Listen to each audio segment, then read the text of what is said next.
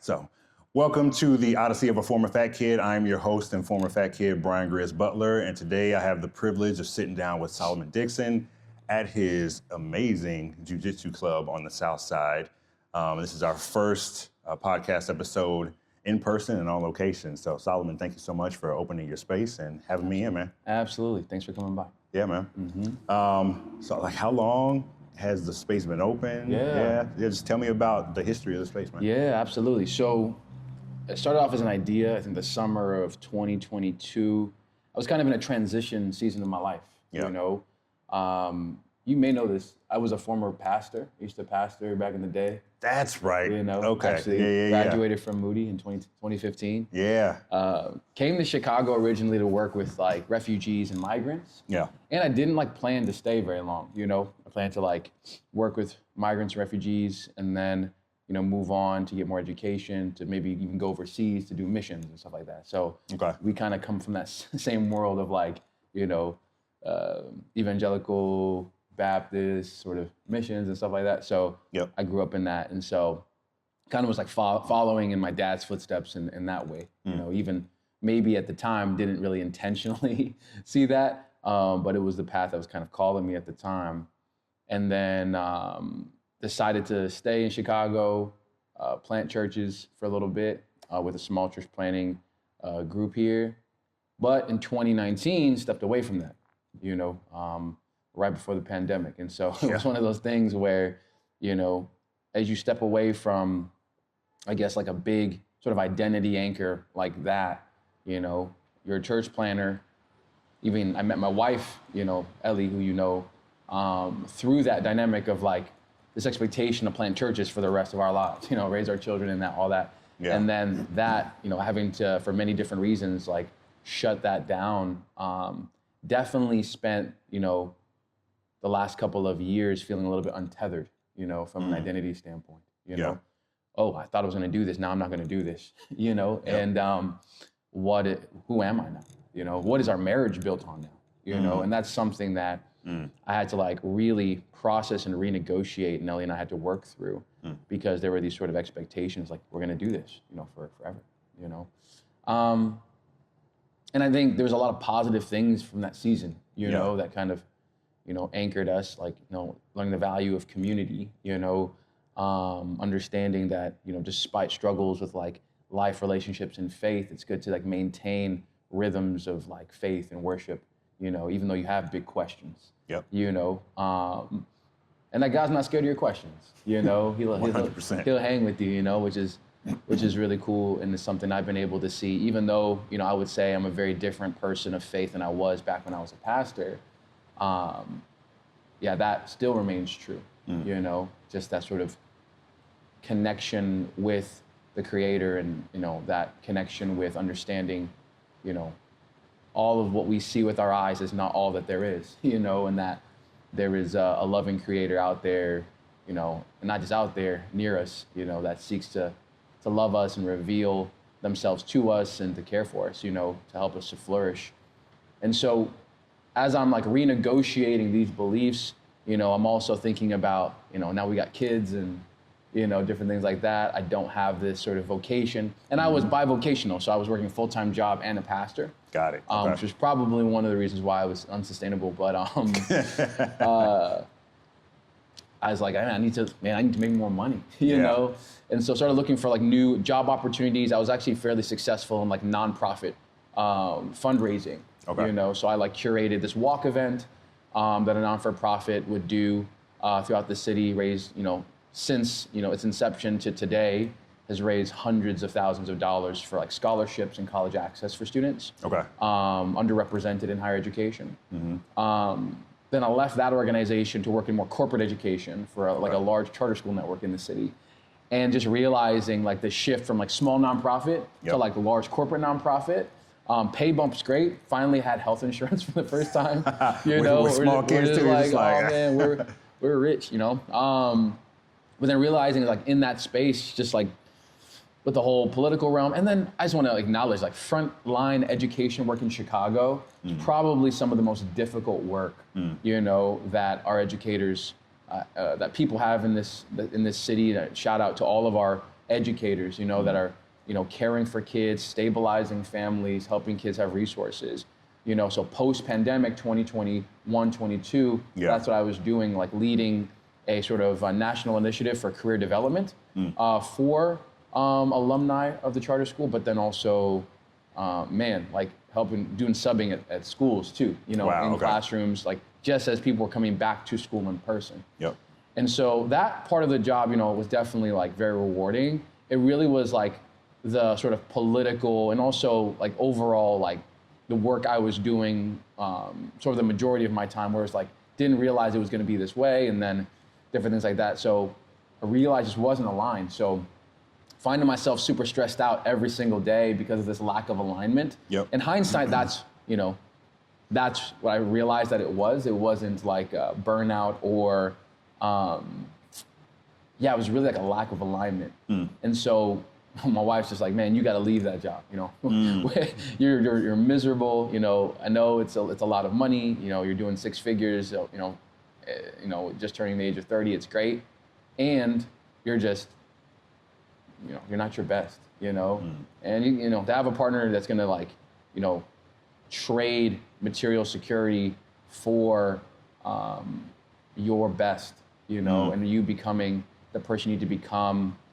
When they see that you're not aligned, that's, shout out to my wife, she's could not have done any of that. So left that job, no parachute, we had no savings, things like that. So you literally were like, all right, let's do it. Yeah, all right, see ya. And so I'm automatically leave the job, and then we find out we're pregnant with our third child, right after leaving. And so if I had known that we were pregnant, before we left, I would have been like, maybe a little bit more strategic, but God knew. And was applying for jobs, and then so I've been doing jiu-jitsu in Chicago since 2016. So since I got married here in Chicago, I started doing jiu-jitsu again. Started when I was a kid. Took some time off training spotty between 2008 and 2016. Yeah. But 2016 started to train again 3, 4, 5 times a week, and connected with Adam Redzovic, who owns the Downtown Jiu-Jitsu Club. And he's my teacher, my mentor in jiu-jitsu. And he had a club downtown. Yeah. And post-pandemic, like most like boutique fitness spaces, really, really struggled, to just recover. Yeah. Post-pandemic. So I was training there, I was teaching there for free at the time. And he's just like, yo, I want you to come and work for me. I know that you're out of a job. And I'm like, listen, my guy, I appreciate it, and you need to fire everyone and just run this yourself, because you're bleeding money, and you need to like turn this around, or it's not going to be here for very long. You know, just pure business, and as my friend, just telling him the truth. Pure business logic. He's like, nah, I want you to work for me. So I didn't fight him very hard because I needed a job. So like, you're like, I said my piece. Cool. Yeah. So for me, I love the guy. I'm like, and like, if I'm going to be here, I got to make it make sense. So I really was able to cut my teeth on as I was like finishing. So I had also started an MBA at that time, like a Harvard, Stanford, MIT program. It was like a synchronous online program called One League that I actually met through my last job, which was one of those silver linings. Yeah. So I was like finishing that up, but then still needed a job. So while I was finishing my MBA, I was like, it was cool, I'll work for my friend. And that's where I kind of really cut my teeth on sales, managing a community, teaching jiu-jitsu. And I did that for a little over a year. And I was able to bring him back to like pre-pandemic levels of membership. So I was like, okay, like, and I think I got a knack for sales, community engagement with jiu-jitsu and stuff like that. So after my MBA was completed or winding down, I basically worked myself out of a job, right? Because I'm just like, I'm the most expensive employee. And I told him straight up, it's like, I can't be here forever because you're paying me this, and you don't need me anymore. You know what I'm saying? I've basically built you systems and everything where you're great. You're doing over, $500,000 a year now. And, if you let me go, there's your profit margin, So I need to figure out what's next. And so it was either, I had people, because of my MBA and just getting to know them through the Jiu-Jitsu Club, courting me for like private family office, finance work, nonprofit fundraising, different things like that, things that, I enjoyed. And then there was this third option of like, what if I started my own jiu-jitsu school? And Adam would tell me, he's just like, you would do it really well if you started your own jiu-jitsu school. I'm like, for sure. And it's like the most risky option. You know what I'm saying? Out of the three. Out of the three, right? Yeah. And so I was just like, and also it also made me like reassess like my paradigm for risk. Because what I had done in the past was do the safe option of making 6 figures at a corporate job, right, but not being aligned and ended up not being able to function. Yeah. You know? Yep. And so hindsight 2020, like that was actually the bigger risk. And so my fear was like I was gonna do some of these corporate or high level education jobs where it was a little bit more secure, but I was afraid there was not gonna be alignment, you know what I'm saying? So what I experienced. And so praying through different things and like talking to people, it was like, man, this jiu-jitsu school idea sounds like the best, most aligned path, you know? And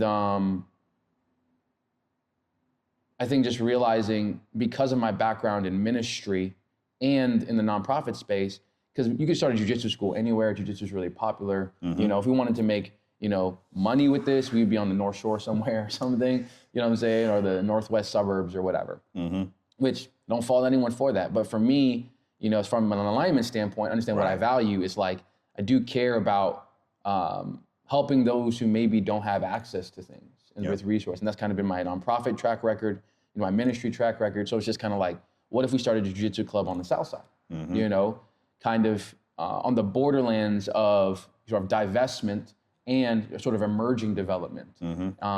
So Hyde Park being a stone's throw away, Bronzeville, these are sort of developing Black communities here on the South Side more and more so in the last 10 years. And then with sort of the construction of the Obama Presidential Center, we're asking questions around, you know, number one, like in the negative, right? Jiu-jitsu has been in Chicago since 1999, but it's never been on the South Side. Why is that? You know, in an established way. There's like, you know, a dozen plus schools in the North Side and the suburbs. There's not one here. You know, there was one on the Southwest side in like predominantly like cop first responder community. But Southeast, you know, and predominantly South Side, there's never been one. You know, so you're asking questions like, why is that? You know, like, and so part of it is like wondering if it's going to work out. But then jiu-jitsu is becoming super popular. Development's happening. Maybe this could work. You know. In a place like Hyde Park, Woodlawn, or whatever. So we started off, you know, I remember making that choice. You know, I told my wife, for the next 3 years, this is probably going to be unsustainable. We're going to be working really, really hard. And at this point, we were living in Jefferson Park, so Northwest, you know, Northwest. So you know exactly where we're at. Yeah, man. We're not there now. Right. So it's like, this is going to be tough for a year. But if you give me a year, you know, I'm going to try to make this work, make it make sense. So. And for anybody who doesn't know, if you're like not from Chicago or familiar with trying to travel through areas of Chicago, like during certain times of day, it's brutal. And so coming from where he is to here could easily be like an hour and a half, you know, 2 hours depending on the traffic that you hit. Man.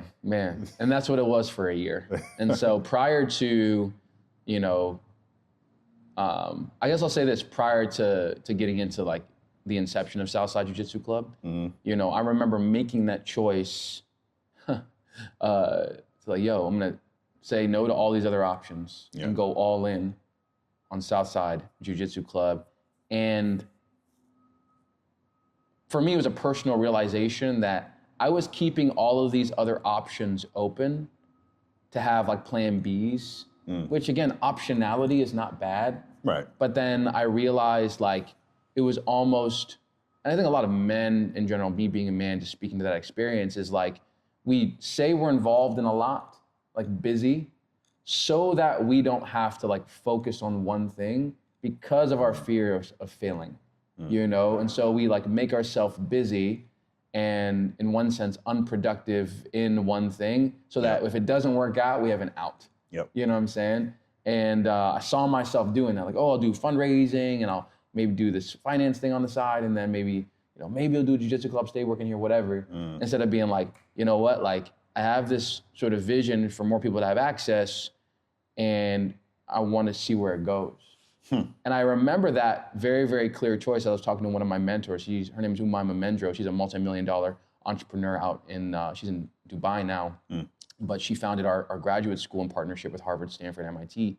And I I remember the look on her face when I told her that very thing I just said, and she just like smiled and nodded, because she got it.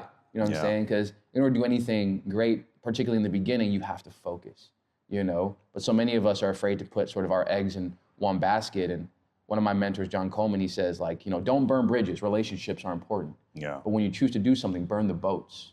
You know what I'm saying? Like, no plan Bs, because that's really going to cause you to be innovative and really find solutions to problems to get to where you want to be relative to your vision. And so it's crazy because, again, you understand this because you and I come from like a similar upbringing, growing up in the church and stuff like that. And, you know, let me know if this rings a bell. So you choose to do something and things start to go wrong, right? Things start to be hard and get rocky. You know, you talk to someone in the church about it or whatever, and you tell me, like, what do you feel like they're going to tell you about what God thinks about what you're doing? You know what I'm saying? Yeah. Okay. So, in a lot of traditions, you will typically get, if you're encountering a lot of opposition, that those are warning signs that this is not what God wants you to be engaged in. You need to course correct. You need to course correct quickly, because you're not within God's will. Right. Look at the signs, my guy. You know? Totally. And so I don't even have to like set you up for that. It's one of those things where it's kind of this pervasive sort of belief about calling and pathway and vocation. If it's not easy or if it's not smooth, then it must not be God, right? Which is kind of contrary to all of Scripture, you know. And I will be fair. Like there, for anybody who may not be familiar, like there are certain traditions that will highly emphasize, you know, like if you're in God's will, then it's just smooth sailing. And there are certain passages that talk about, you know, God opening doors, etc. But the life that we live is going to be one of difficulty and trial. Jesus never promised that we were going to be free from any of those difficulties and trials. You know, and doing stuff that is worthwhile always requires effort, even when the doors are opened. Absolutely. That's it. I think what you're describing is that sort of mindset paradigm similar to what I talked about when it comes to like having multiple things going so we don't have to focus, right? Because it feels busy. It's really a sort of affective reality of, oh, things are going wrong, so this must be wrong. It feels wrong. And so I'll tell you this. So I made that choice, right, to start the Jiu-Jitsu Club, and in like a 2-month period, we almost lost our third son. He had an apoxia event. He stopped breathing, you know? And that was the day before I was going to talk to some investors about my idea, you know? Number one, our house flooded because of the NASCAR races downtown, where they reversed the flow of the river. So we had to evacuate right after we had moved. Wait a minute. Yeah. I didn't know that they were messing with the flow of the river for the NASCAR races. So they didn't want the race to like be postponed because of the heavy rain. So they reversed the flow of the river. And in Cicero and other parts of the city, like everyone's basement flooded. Yeah. So thanks, Chicago. Appreciate you. Wow. And so that happened. We had this thing with my son. And then my wife almost gets hit by a car. She's loading the kids into the car, and the car doors open, and some dude like hits the door as she's loading the car in. She's inside, like buckling the kids up. And then some other things happen. Like my father got diagnosed with cancer, and in that time frame as well. And thank God he's good now. But like it was a bunch of these things. And I was talking to one of my mentors, Esther, and I'm just like, you know, and she's kind of like open to the fact that, you know, maybe you need to think about that. You know, like maybe you're not on the right path. And so it's always worth asking the question and taking it back to the Lord. And one of those things, right? And so like not being, you know, totally closed off to it. And I was like wrestling, because I think part of sort of my disillusionment with faith in the past was this idea of like, God, didn't you call me to be a pastor? And then when it didn't work out, like God has abandoned me. You know what I'm saying? Yep. And one of the things that I learned in sort of this past season, in starting this and like these sort of transitions, has been you're an image bearer, therefore you have agency, to choose different paths. So I think I think we want this idea of calling to be a thing because we want to feel safe in the midst of uncertainty, which is very human, right? Like, I don't think that's wrong. You know what I'm saying? We want to feel safe in the midst of uncertainty. When things are unclear and future outcomes are unclear, we want to like put God's stamp on it and be like, but he called me to this, so things are going to be okay. You know what I'm saying? Yep. And I think about Christ's words in the Sermon on the Mount that say something to the effect of, the sun shines on the evil and the good. His rains come for the just and the unjust. Yep. You know what I'm saying? So good things happen to good people that do good things. Bad things happen to good people. You know what I'm saying?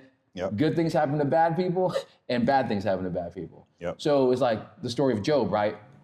How can we know? It's not for us to know. Yeah. It's too wonderful for me. So that's one of those things where I'm, went kind of reassess that paradigm, of decision making and character formation. And so in one sense, it's almost as if God, revealed this idea of like, you can interpret it this way. You can interpret it as all these things are coming your way, and this means that you're not in, quote unquote, the will of God or the center of his will, whatever those metaphors you want to use. Or you can interpret it as these things testing sort of the depth of your conviction about who you are and the things you want to do for others, And I think that's how I took it, you know what I'm saying? Because in one sense, like, I kind of use the paradigm, like going through all these things, all these inconveniences, taking a risk, taking other people's money to do the project, and then all these things happening. Do you still want to do this or not? You know what I'm saying? Because I told myself, you're free not to do this. You know what I'm saying? You don't have to do this. Yeah. There's no sort of like, God is calling you, and so you're running away from God like Jonah. I've kind of like disregarded that aspect of my faith in one sense, or my former paradigm of faith. It's like, God is calling us to be image-bearing co-creators with him to bring about the renewal of this world. And there's a lot of freedom inside of that that he wants us to experience because we're made in his image. You know what I'm saying? Of course, there are boundaries, right? But I think that the creative spirit that he's given all of us is, allowing, I tell my people this a lot, particularly my guys who are like in their mid-20s or maybe more into their 30s, 30s, mid-30s is like, man, okay, we're still pretty young. You know what I'm saying? Like, we're not like, you have kids and stuff like that, but like, we're still pretty young. Yeah. But you've been through some stuff. Like you strive to like walk with God and know yourself and like form your values. I think part of it is like, trust yourself a little bit more to like, and get counsel, surround yourself with counselors, all that stuff. But also like, trust the values that you have formed, that have formed you, and then lean into that, a little bit. Because, and this I think is coming from a place of like not being aligned, and just following conventional wisdom. Go make more money, find a job that gives you more money, and that's gonna make you happy and be more secure. It just was not the case. Yeah. You know what I'm saying? Because I didn't interrogate my values and what I actually cared about at a deep level. In one sense, I had to go through it or else I wouldn't have known what my values truly are. The trial really does reveal what you truly value. Yeah. And so I think that's just how I took it. It's like, okay, do I do this despite all these things? Yeah. And the answer was yes. Let me ask you a question. So before you got into jiu-jitsu, church planning, you're gonna be a pastor, maybe overseas, et cetera. You and your wife are in this together. You have a shared vision, shared purpose. And then that gets disrupted, pulled out from under you. Yeah. If I hear you correctly, it sounds like you went from my purpose and identity is a pastor to now my purpose and identity are love God and love people, and there are various ways that can take place. Yeah. Very well articulated and very clearly put. Absolutely. You know what I'm saying? And I think the freedom, and I think part of it was also the foundation of that is realizing like, despite the outcomes, and despite even like the mistakes, and your position to God as a child of God has never ever changed. Yeah. You know, that love since before the foundation of the world has always been there for you. It's never ever been gone. And even the moments that you doubted God's existence, you know, that love for you is still just as present in the very mere fact that you're here. You know what I'm saying? So many, this is something I think about, but I also tell people relative, because I talk to a lot of people, do consultations. I've talked to 1,000 people literally in the last year and a half doing our programs. And, you know, I see a lot of brokenness, you know, a lot of people just like despondent, you know, and disillusioned with life, and like come here doing jiu-jitsu, actually just looking for hope, you know, which is not something I never even predicted was going to be the case. But it's like this idea of Neil deGrasse Tyson, this sort of the physics guy, right? You don't even have to be a Christian to like catch the miracle of what he says around, you know, there are 9 billion people in the world. Every single one of them has DNA that could have produced a different person, probabilistically. You know what I'm saying? And then the amount of people that could have been here, that's you, is like 10 times the order of magnitude of the amount of people that ever existed. You know what I'm saying? So it's like that's a number that we can't even comprehend. Right. But the fact that you're here, Ryan, like that's a miracle. It's a mathematical impossibility. But that you're here is, in one sense, a very rational sort of assertion that you are chosen to be here, and that is done from love. And it's not a difficult gap to cross. Yeah. That I'm loved, therefore I am here, and then all the things I've been given, the good and the bad, are a part of that demonstration that that's true. You know, and so I think like rooting myself in that allowed me to make that identity shift. Because I think when things fail, you can ask yourself, oh, I did it wrong. I was wrong. I wasn't good enough. I thought the calling was this, but because I wasn't performing well enough. And that just comes from the fact that I grew up as a church kid, and, you know, through therapy, realizing that like, it was really so much of the love that I received. Again, I love my parents, shout out to mom and dad, you know, they did the best they could, you know, with what they had, you know, both of them growing up in single family households, different things like that. So yeah, you know, I'm in the humanization phase of my parents, you know, but that paradigm of like, yo, we're trying to raise money to, you know, do missions overseas. That's what my dad did. You know, if you do good and the people see that you're well behaved, we'll get support. If you don't, you'll be held to pay.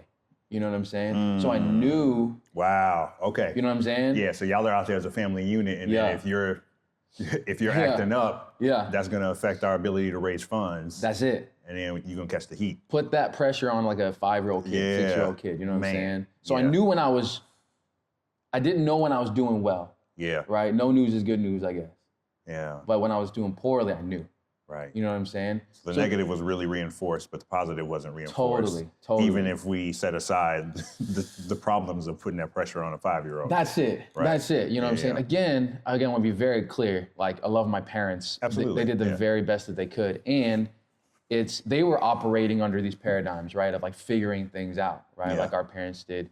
And so it's just like, those are these attachment wounds that are starting to manifest, and realizing you have a relationship with mom and dad. If you're a person of faith, you have a relationship with mom and dad before you have a conscious relationship with God.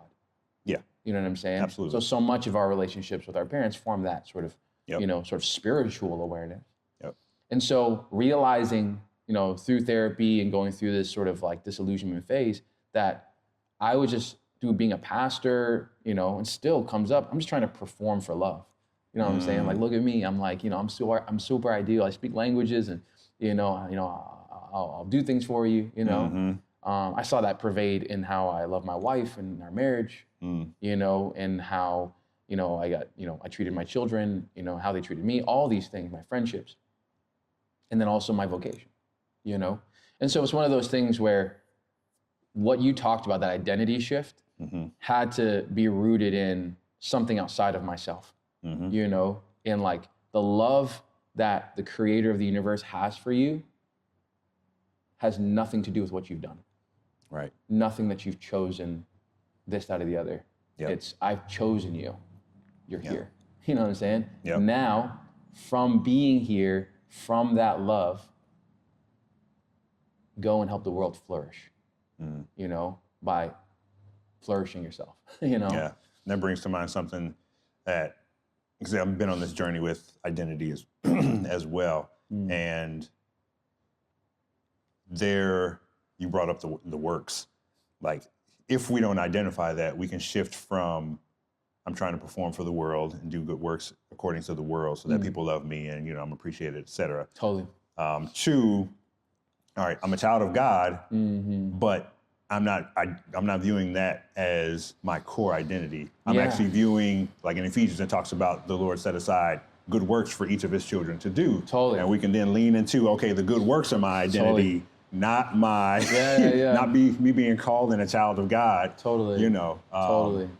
And so, yeah, if we don't address it, it can easily just turn into we're idolizing the work that God has called me to do. Right. You know, and if I perform well in that, then God will love me more, people will love me more. Yeah. It's like, no, there will be fruit from it, but that's not why I love you. And that's not why, you know. Yeah, I think you just, in one sense, I'm almost tempted to say that you gotta get it wrong. You know what I'm saying? In one sense, like you gotta like do the best you can, realize it doesn't work, and then come to this realization yourself. It makes me, and it also makes me like all the more serious about like how I raise my kids, you know? Like, am I raising them from like this idea of like the good works come first and then identity and love, or vice versa? As human beings, that's just how we operate. Very transactional, you know, even as parents, you know?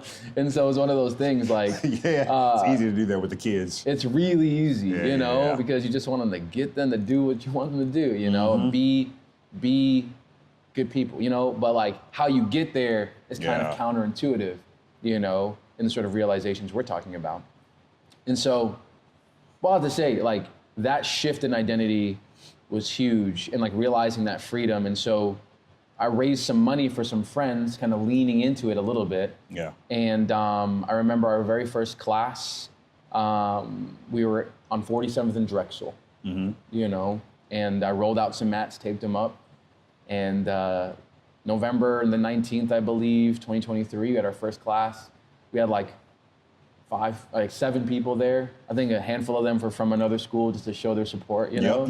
But I was just like, oh, we're doing it. You know what I'm saying? We're freaking doing it. And I'm just like, this is Southside Jiu-Jitsu. And now, you know, 2 years later, nearly, you know, a month removed from the day, you know, we serve close to 300 people, you know, here on the South Side. And so it's one of those things where people say, if you build it, they will come. I think in one sense that's true, you know, like,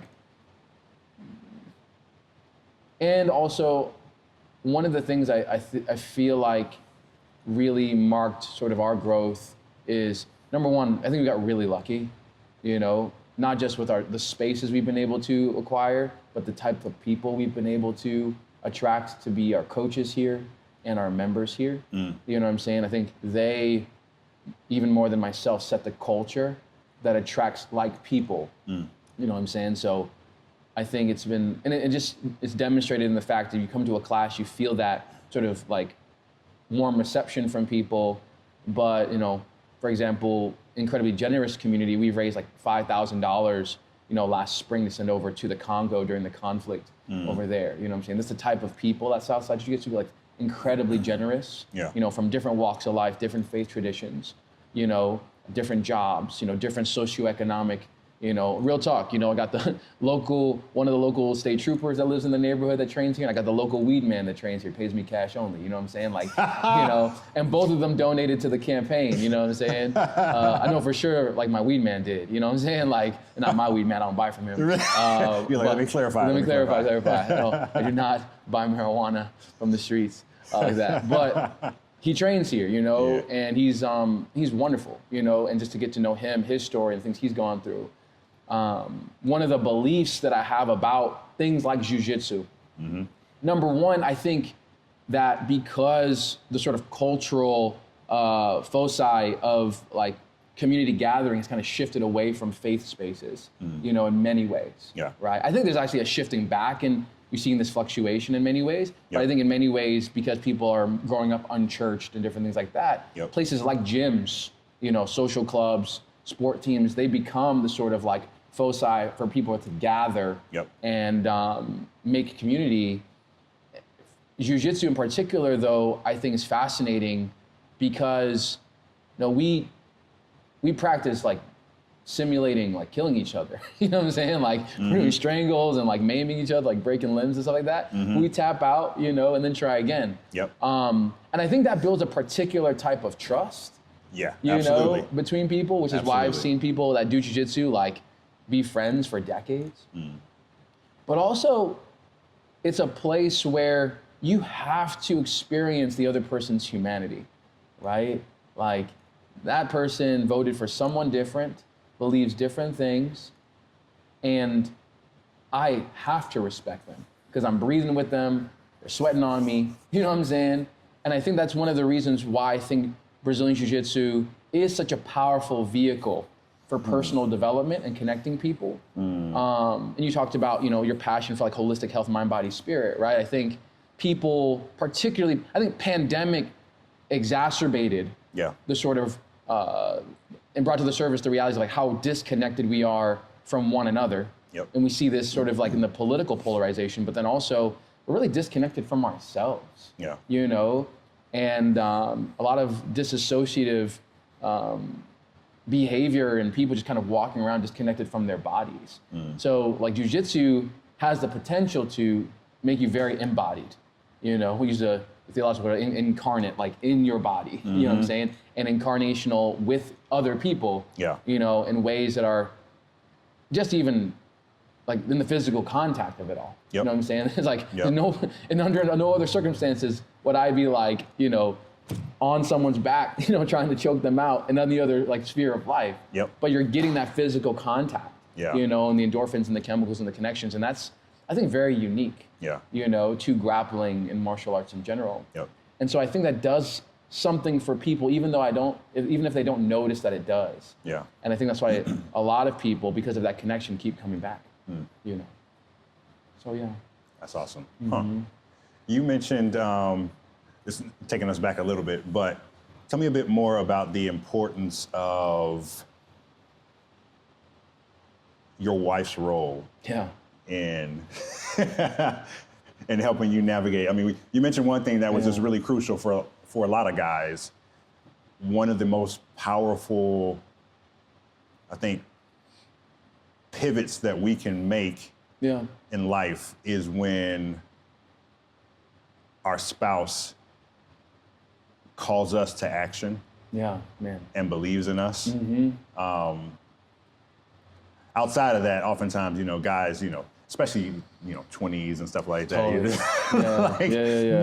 The unbridled, undirected aggression and energy and passion and stuff like that. You know, lack of purpose and stuff. So tell us, like, how did you all meet? How long have you all been married? You know? It's a whole saga, man. We met at church, you know, and within the churches that we actually became church planners of, you know. And she didn't want anything to do with me at first, you know. So I knew she was the one, you know. But like a challenge. No, that's it. But it's one of those things. Like we met, we started dating. Our church was very, you know, one of the positives of that sort of church experience was our church was like very, very intentional about like walking alongside us in that sort of courtship period. Which I like highly recommend. It doesn't necessarily have to go like be as like involved as ours, but if you're like looking for that, you know, sort of, you know, covenantal relationship, like, you know, bring people into your life that you can trust. They're gonna help you to walk through and get clear on your values, you know, and that it should be like an enjoyable sort of experience, you know, not like rife with like stress from like, you know, different people's opinions and stuff like that. So our church really was big in that, and I'm really, really grateful for that.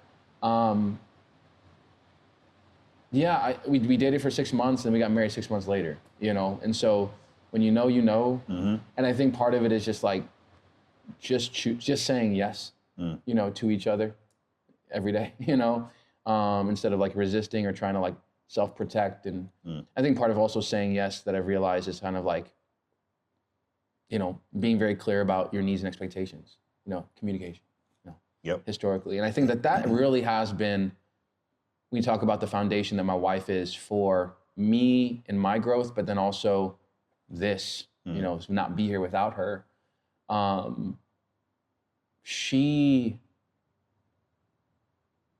I think I'll use the words, it gave me permission in one sense to pursue my potential. You know what I'm saying? And as someone who really struggles with like people pleasing and performance, you know, it would have been very easy for me to be like, oh, she doesn't want me to do this. Okay, well, can't. You know? So that's a hinge like moment, you know, in the sense of like, that's a kairos sort of moment, whatever you want to call it, like a inflection point where someone with my sort of personality disposition, at least, you know, more so back when like 5 or 6 years ago, when she was like, you need to leave that job because you're not happy. You're not flourishing. You know, you're not fulfilled. You're always stressed out. So despite the sort of security that it may be bringing us, you know, it's actually not, because if you're providing, you know, and you're not well, then. So she had like the wisdom to kind of like parse that, you know, and then also, you know, yes, call and then trust. Like when I let her know, like this is not going to be easy. This is not going to be sustainable. There's lots of risk, you know. Just trust God and trust me. And so I don't. And then so there's the starting of the business, right? Leaving the job, number one. And it's not to say that she didn't express concerns and fears. You know what I'm saying? It wasn't just like, absolutely, just go. Like, no, she's like, I like having health insurance. You know what I'm saying? Right. Like all that. But then also, you know, again, seeing these things very clearly for herself and the things that she valued. And so leaving the job and then starting the business, and then relocating to the Southside, her like living in Jefferson Park, you know, till we got married, you know what I'm saying? Like these are all like big steps of trust that she is, you know, given me. And so, and now we stay in this building, you know, like with our children and we homeschool and, you know, try to build what we feel like is most valuable, like building a business, affecting the community, but then also having our kids present to kind of bear witness to that and to see our growth process. I think we wanted to build that ideal reality as close as we could, you know. And even in moving down here, we moved away from, you know, her mom. And, you know, my wife's from El Salvador, Honduras, you know, grew up in Chicago, but that's sort of like Latin American culture for the daughter to be close to her mom. She like essentially, you know, deprioritized that practically to be here and support me, you know, in the vision I had for us and our family. So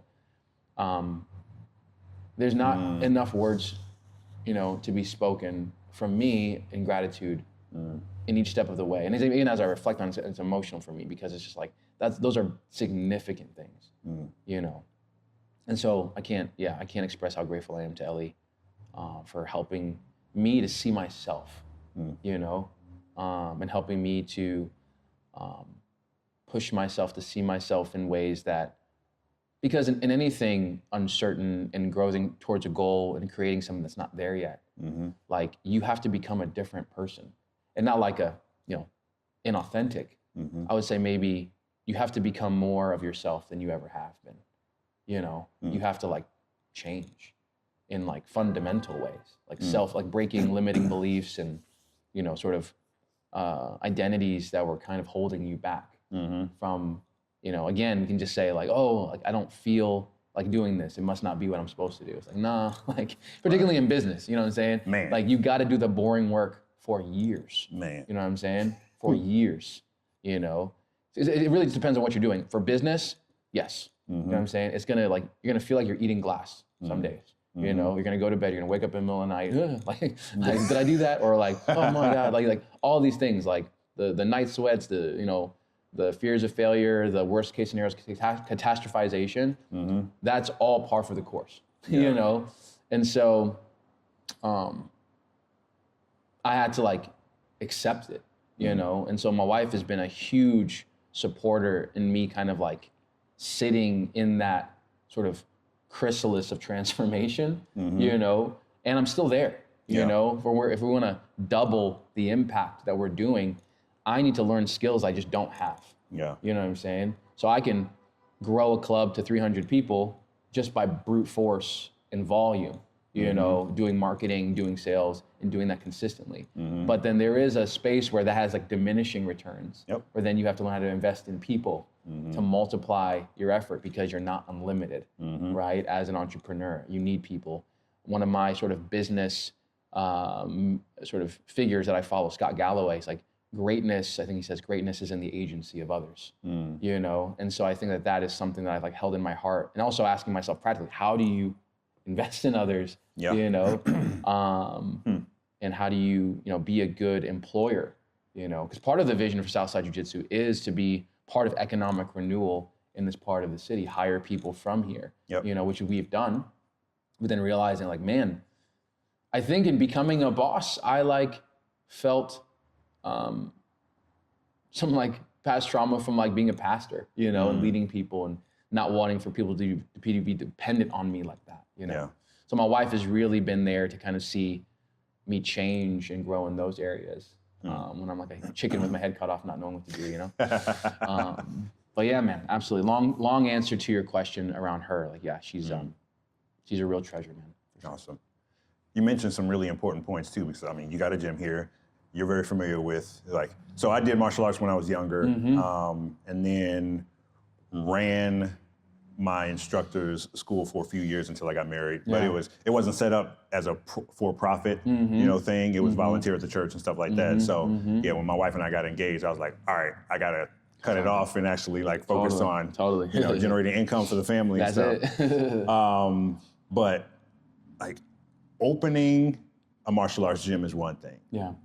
Keeping it open. Right. It's something else. That's where we're at right now. Yeah. That's where we're at right now. So keeping it open is something else entirely.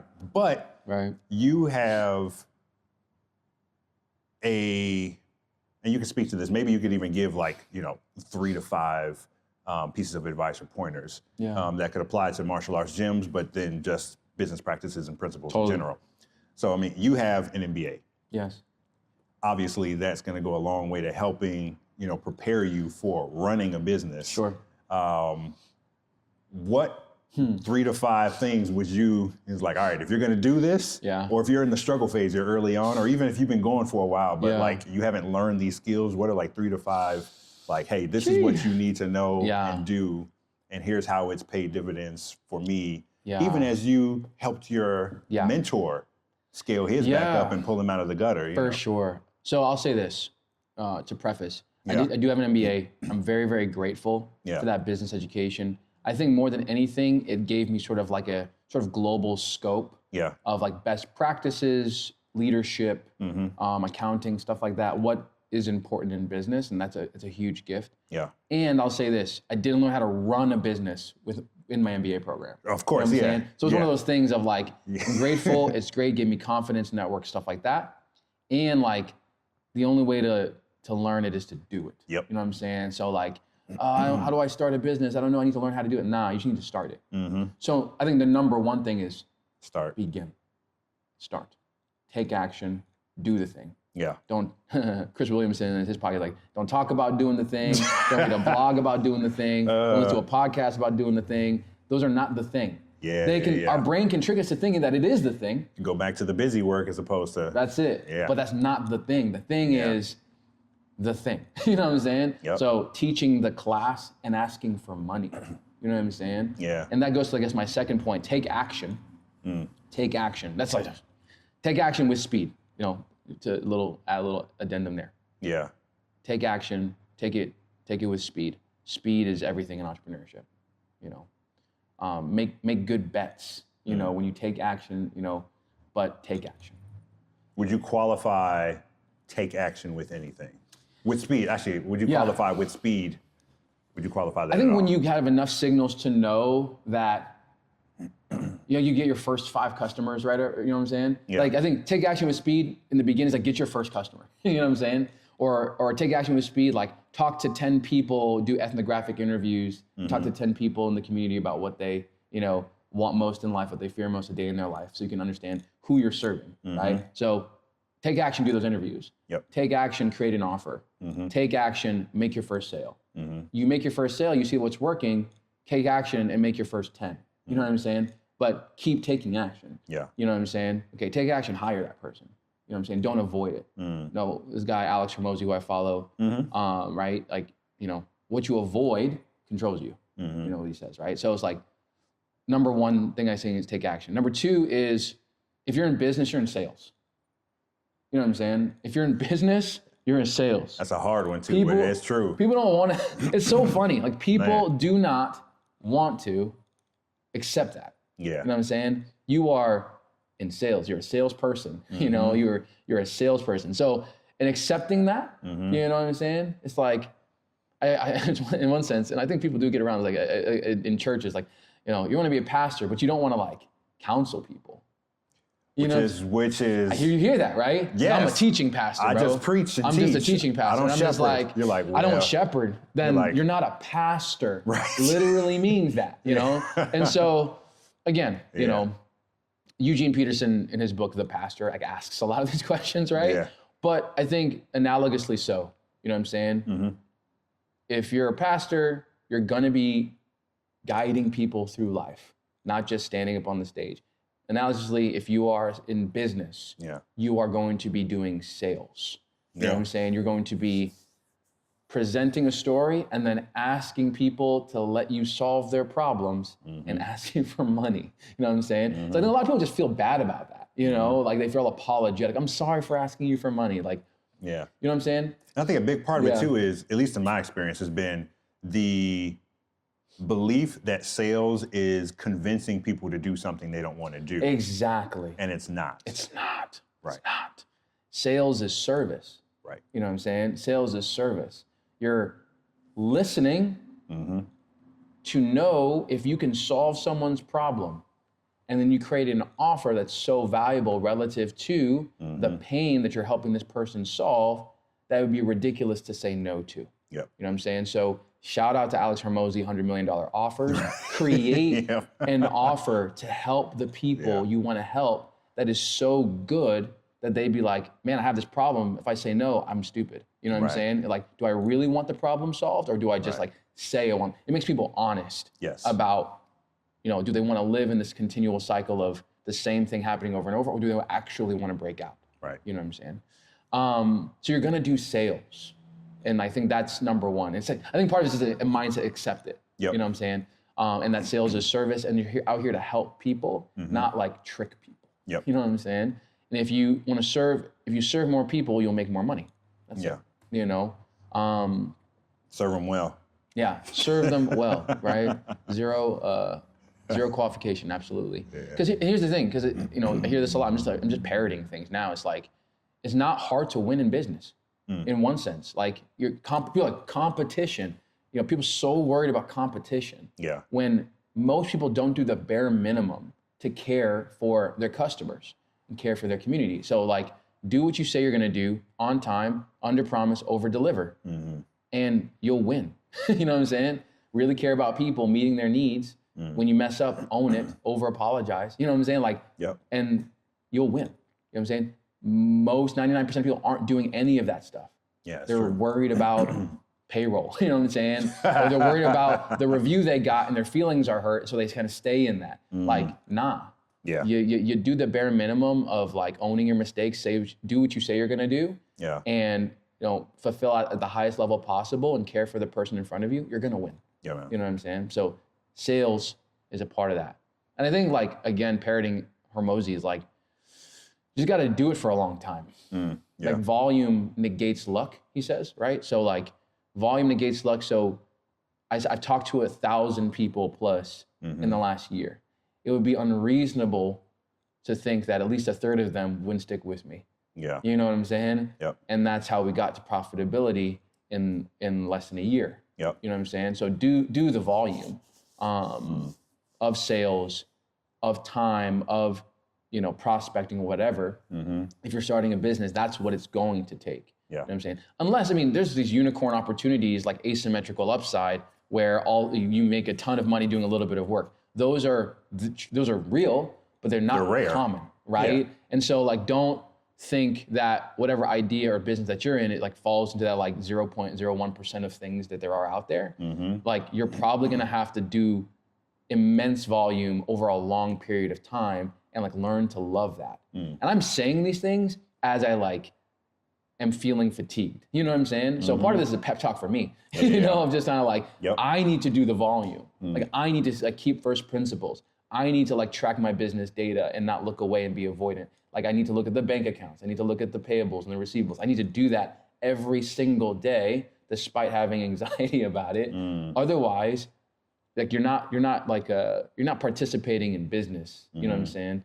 In the way that you aspire to. You know what I'm saying? And so I think that's what I would say. Like those things are probably the main things. Take action. If you're in business, you need to get good at sales, and then do the volume over a long period of time. And it's unreasonable that you wouldn't be, in a different place. Yeah. And again, the outcomes aren't the point. Right. You know what I'm saying? Who you're becoming is the point. And so I could have done 1,000 conversations and not have gotten people to buy or invest in themselves. But what I would have become is a much better listener and a much better communicator. That would have happened regardless. You know what I'm saying? And then when you have to pivot for practical reasons, you then have experience, tools, and data to be able to do that effectively. You know what I'm saying? Relationships, tools, data, all that you've accrued because you become a different type of person. Yeah. You know what I'm saying? And the skills that you've developed in the course of those conversations, even if the outcome isn't what you wanted it to become, you still have skills that are transferable. Totally. You can reapply them here, but those are skills you can reapply anywhere else. Brother, I can persevere and bear with people in business that in other business settings, from a customer and employee standpoint, that most employers would be like, nah, like they would just like hit the eject button because of my time as a pastor. You know what I'm saying? Yep. And so those cross transferable skills that you just mentioned, 100%. Yeah. You know what I'm saying? You might find that to be true, like whoever might be watching this, like you might have done something and I learned this in business school too, my leadership professor said this too, the interdisciplinary aspects of your skill set could apply in another place and make you like the top 1% of those people, whereas in sort of the original context of those skills, you're like not making any impact. Yep. Right? And so as a jiu-jitsu school owner, I've seen that as a pastor, it's made me, very effective as a communicator, as a carer for people. Yep. You know what I'm saying? So yeah, definitely think about, what you could do with the skills that you have in one domain and transfer it to another. It could be surprisingly, beneficial for you. Yeah. That totally brings up to part of our earlier conversation, again, is my identity rooted in the things that I'm doing, or is it in who God says that I am, and how that has application no matter where I am. As some have described it, kind of bloom where you're planted, Totally. And so being able to just take that mindset and apply it. Okay, I'm working as a janitor. Okay, how can I love the Lord through my work? Totally. And then, love the people that I'm serving. Totally. And then if I move out of that, still, how do I apply that in this new setting? 100%. 100%. We're thinking about this idea of like being effective. Yeah. Right? Like how can I be effective? How can I help others love others through these skills that I've developed in other contexts, as you're moving. I think an important sort of sub-theme or sort of foundational theme throughout everything that we've been talking about today that I really want to make explicit is I think it's very, very important to define what you want. Like, Miroslav Volf wrote a book with some colleagues at Yale, I believe, around the good life. Life Worth Living is the book. and like, what is the good life? You know, the Bible Project did a year on the Sermon on the Mount. And so when Jesus talks about the Beatitudes, the blessings, like blessed are those, he basically saying the good life is for those that X, the poor in spirit, you know, so sort of the inversion of the kingdom of God, right? I think it's important to define that as explicitly as you can for yourself.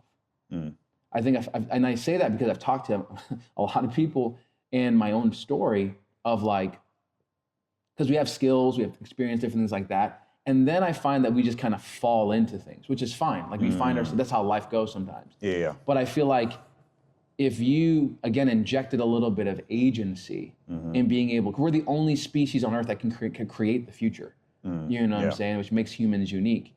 But I think a lot of us are afraid to do that or conceptualize it, or in a sort of like actual way. It's dreaming and aspiring to something. Would it be cool if I was a millionaire? Sure. Man, what would it take for me to be a millionaire? Or what would it take for me to be a leader like in this way, or to impact this many people? Like actually asking the question. You know what I'm saying? Wolf in his books, like, what do you want? And ask the question, is what you want worth wanting? You know what I'm saying? We can't live at that level. He talks about like, that's like swimming in deep and you can't live there all the time. You got to come back up to sort of like, you know, surface level stuff. But I think the courage to ask yourself, what do I value? What do I want my life to look like? Because we talk about that identity as someone who's loved by God, right? No matter what, and that identity being solid, it's interesting to think about like, then our call is to love God and to love others the way we love ourselves. And I think there's a lot of things assumed in the way that in this idea of like loving self, you know, which is totally makes sense that we'd assume that loving self means self-care, you know what I'm saying? Or loving self means, you know, fill in the blank, whatever that might be. I think the idea of self-care is, you know, one of the most prevalent sort of modern ideas of like self-love. But I want to kind of not push back on that, but I guess maybe like add to it a little bit of like, self-love is rooted, well, much of self-love is pursuit of what you desire.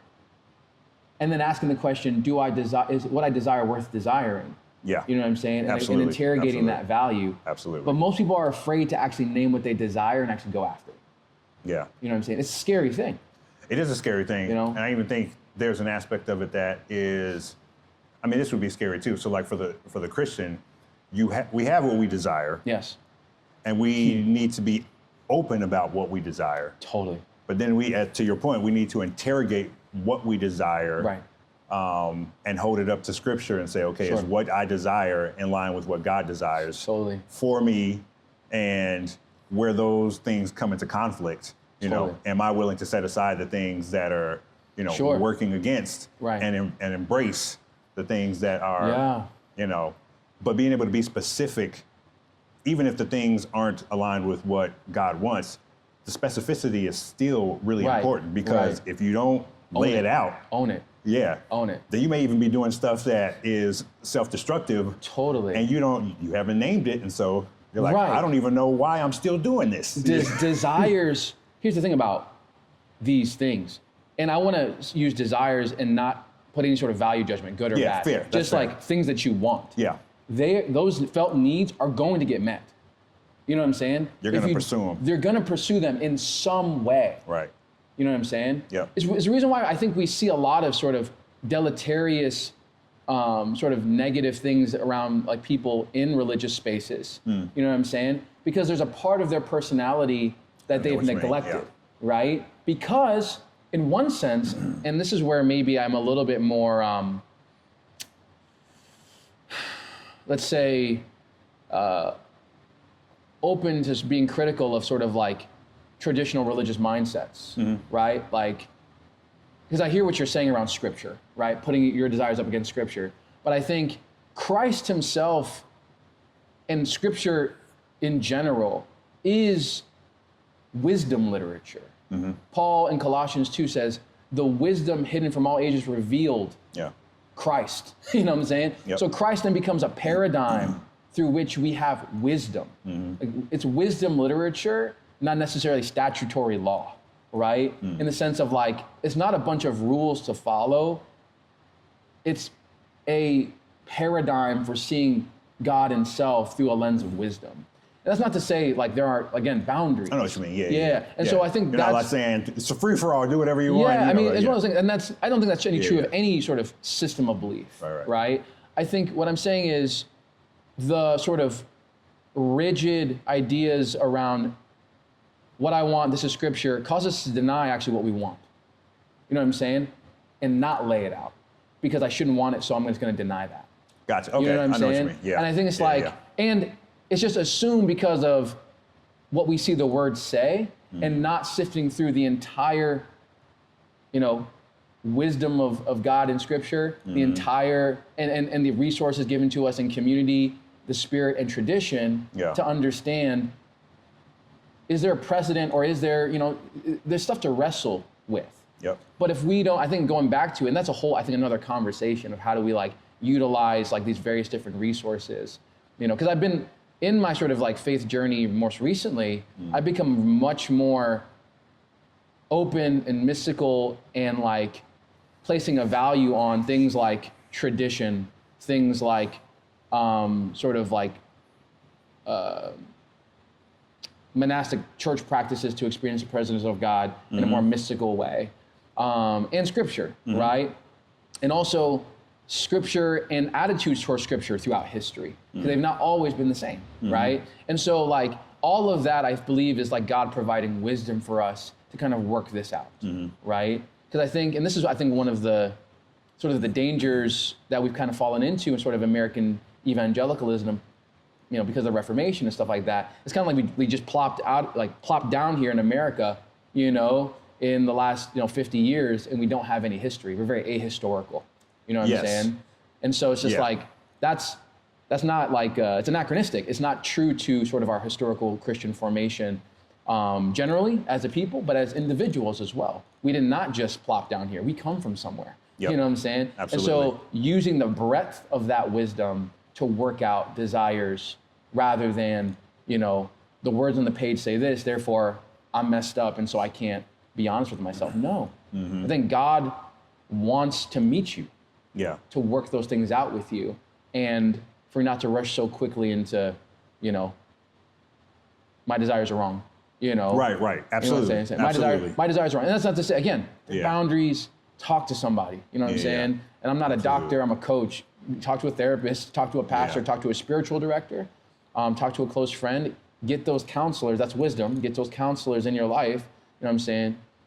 But we don't do ourselves any favors not being honest about the things that we want out of life. We just don't. Yeah, you know what I'm saying? And I think a lot of people get to the end of their life, particularly religious people, just jaded and bitter and full of regret. Because they're just like, why didn't I go after that?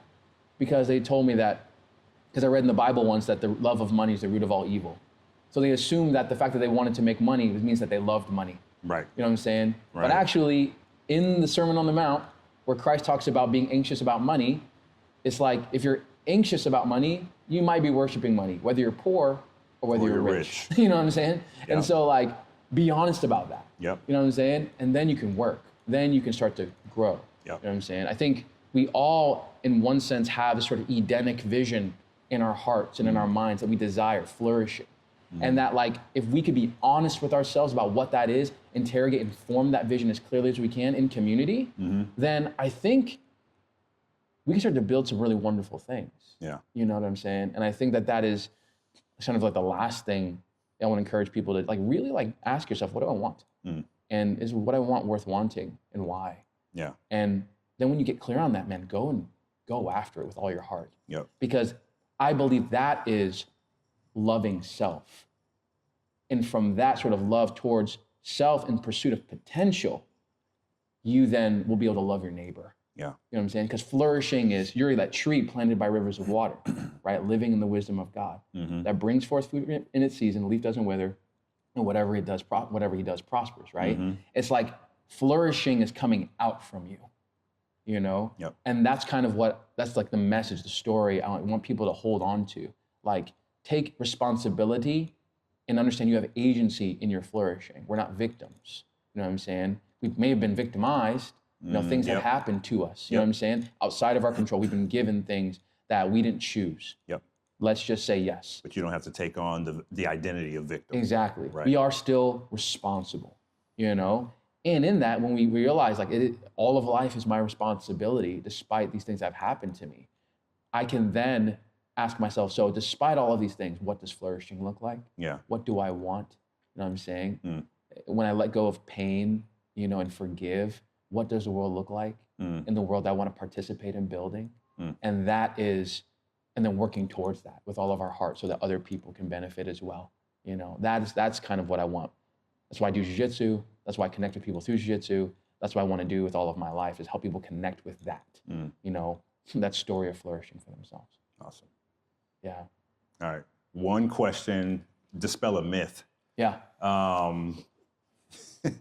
We're seeing a shift in culture, obviously. So for a long time, women don't lift weights, they don't lift heavy weights, et cetera. There's also, I think, a stigma around martial arts and women. Yeah. Sure. And so, but you have, actually when I ran into your wife not too long ago, asked her, if she was doing jiu-jitsu as well. Yeah. She does jiu-jitsu. Yeah. You have women coaches here who do jiu-jitsu. 100%. And so, how would you encourage any women who watch this who are like, this is not for me? Totally. Yeah. Yeah, I mean, again, going back to what I said earlier, it's be honest about what you want, in one sense, I have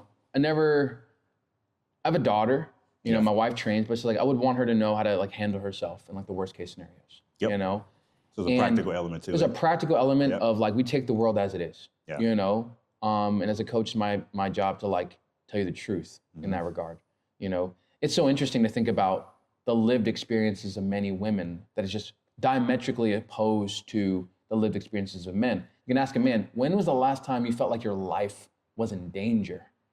And I'm I can't remember the last time that I felt like my life was in danger, my actual life. Right. You know what I'm saying? Practically out here. But if you ask a woman that question, 5 or 6 times this week. You know what I'm saying? 3 or 4 times this week.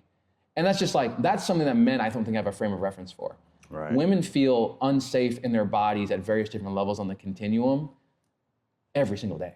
Yeah, unless you're a guy in right. a certain environment. Right, unless you're in the military as a soldier or you're in law enforcement or whatever, or however, right? Yeah. You don't feel that. No. You know what I'm saying? But women feel that. And so it's caught me very empathetic, but also very passionate about, man, I would love for you to feel empowered and not worry about when you're out, at this time of night or where you live, that you have you have tools. You know what I'm saying? That you're not absolutely helpless, that in the ways that you feel.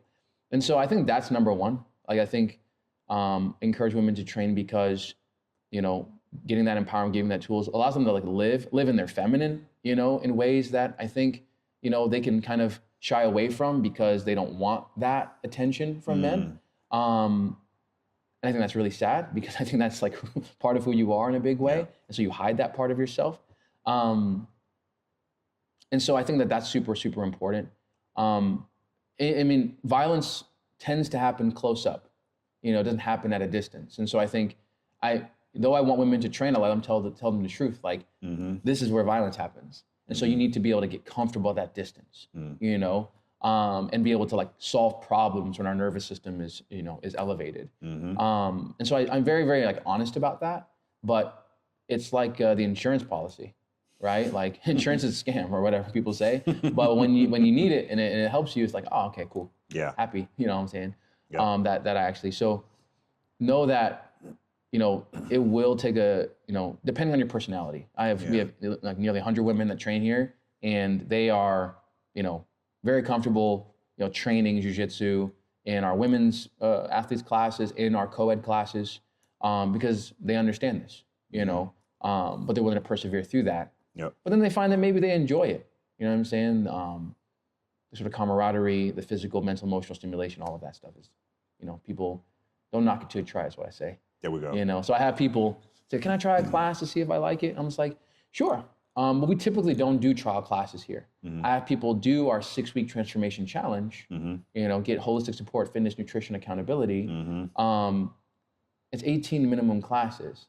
And so that's going to give you good data. Yep. Try it for 6 weeks, 20 classes, then you will know if this is for you or not. Right. Because you could have a great first class and the second class suck. You know what I'm saying? And then, or a really sucky first class, but then you start to get it in the next couple classes. So you really got to give it like time. So that's why I stopped really doing like intro classes, because I realized people weren't getting the data that they needed to make the choice for themselves. Yep, that's a great point.